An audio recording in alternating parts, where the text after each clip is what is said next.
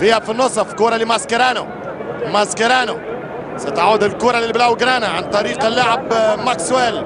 ماكسويل يحط كرة نيستا للماكسويل. ارقام الشوط الاول البوسيشن 70 ل 30% لبرشلونة. فرص على المرمى 5-0، تسديدات 12-1، الركنيات 6-2. احصائيات الشوط الاول مع الهدفين تعطيك الاحقية للفريق الكتالوني اللي يبدا الشوط الثاني احسن، واللي يبدا الشوط الثاني ناوي على الامتاع وغاوي اهداف اخرى.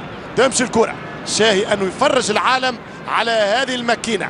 تمشي كرة ممتازة جدا، 10 تمريرات وميسي يدخل. ميسي حط كرة مش معقول، لا خرجت ما عادش نعلق. اعتزلت ايتها الجزيرة الرياضية، باي باي، انتهى الموضوع، انتهت الحكاية، بطلت التعليق.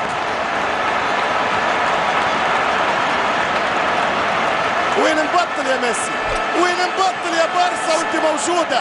وين نبطل يا ميسي وانت موجود؟ الله يا ظروف، اشكرك ايتها الظروف التي جعلت منك لاعب يا ميسي.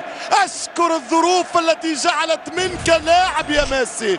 شوف الكرة محلاها، واحدة عند المعلم، الثانية الامبراطور. هاي وينو الامير الصغير؟